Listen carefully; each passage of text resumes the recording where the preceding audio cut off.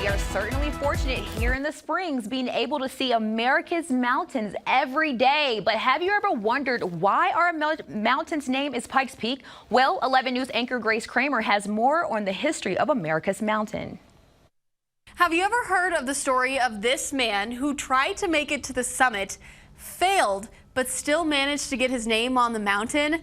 This is the history of Pikes Peak. His attempt to climb the mountain is only a small part of the story. Zebulon Pike, born in 1779, was a high-ranking military man set with a mission to explore and map out the Louisiana Purchase. In 1806 through 1807 was much more important because it was the first time anyone from the United States, anyone from the English-speaking world had come to this region. Pike was in what we now know as Pueblo when he spotted that massive peak. So Pike sees the mountain on November 23rd, decides he leaves a camp behind, takes a few men, decides he's going to try to climb the mountain. And again, his stated purpose is not, oh, I wanted to climb the mountain because I wanted to be the first person to climb it. It was, I'm trying to figure out where all these waterways go, where the rivers are in this region. But unlike the millions who have since summited that mountain, Pike had to turn around just 4 days later. He says, okay, I didn't realize I was going to be walking in knee-deep snow. I didn't realize it was going to be freezing weather here during the day.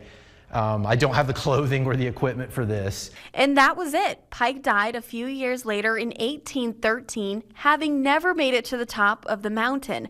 But as the United States kept expanding and more people were coming out west during the gold rush, Pike's account of the mountain stuck. Once the media called that gold rush in 1858 the Pikes Peak Gold Rush, well, then it was done. There was never going to be another name that the mountain was going to take. Even though that mountain had been named by others decades before. The Ute people called the mountain Cava, which was a reference to the sun. Another name would have been El Capitan, which is what the Spanish Empire called the mountain. Today, more than 1 million people make their way to the top of the mountain every single year, whether it's by car, hiking up Bar Trail, or taking the cog.